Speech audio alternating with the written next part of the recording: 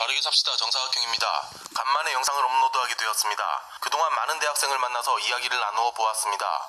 그들은 현재 문재인 정권에 대해서 어떻게 생각하고 있는지, 조국 사태에 대해서는 어떤 의견을 가지고 있는지, 자유한국당과 더불어민주당 중에서는 어떤 당을 지지하는지, 문재인이 당선된 대선에서 누구를 뽑았거나 지지했는지, 박근혜 대통령에 대해서는 어떤 생각을 가지고 있는지 크게 5가지 항목에 대해서 대화를 나누어 보았는데요. 생각보다 참담합니다. 사건의 순서대로 질문했습니다. 박근혜 대통령에 대해서 어떤 생각을 가지고 있는지에 대한 질문에는 대부분이 정말 아무런 생각이 없었습니다. 과거 박근혜 대통령 탄핵 시국에는 화가 많이 났지만 지금은 그 어떤 감정도 없는 상태였습니다. 큰 사건이었으나 그냥 흘러간 일일 뿐 그 이상도 이하도 아니었습니다. 다만 현재 조국 사건과 비교하여 박근혜 대통령이 억울할 수 있겠다 정도의 의견은 덜어 있었습니다. 두 번째, 문재인이 당선된 대선에서 누구를 뽑았거나 지지했는지에 대한 질문에는 문재인과 안철수가 비슷한 비율이 나왔습니다.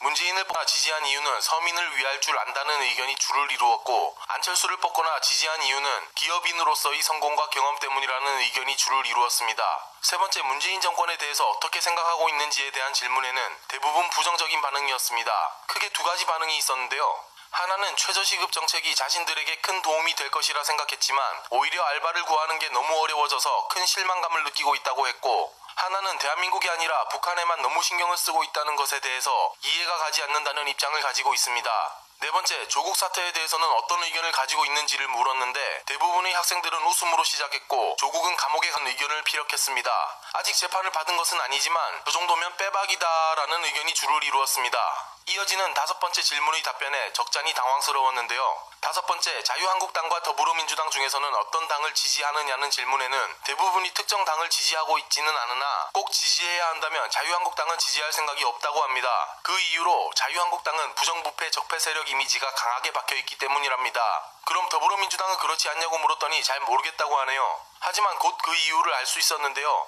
문재인이 당선되고 난 뒤로 어떤 사건들이 있었는지 90% 이상 모릅니다. 과연 않습니다. 대부분 정치색을 가지고 있지 않은 학생들이 학교 마치고 집에 가면 유튜브 많이 보는데 왓썸맨이나 보지 정치 영상 같은 건 안 본다네요. 백두칭송위원회가 광화문에서 집회한 사실에 대해서 이야기해주니 그런 거 전혀 몰랐답니다. 만약 그게 사실이면 완전 간첩 맞다고 맞장구는 쳐주었는데 그 관심이 이어질지는 전혀 기대할 수 없었고요. 단지 아주 조금 희망이 보이는 것은 조국 같은 큰 사건이 터져야 관심을 보일 수 있다는 겁니다. 아마도 언론 장악이 큰 역할을 했을 거라 보여집니다. 유튜브는 관심 기반 노출이니 더더욱 알릴 길이 없고요. 어떻게 이 사태를 풀어갈 수 있을지 조금은 막막해지네요.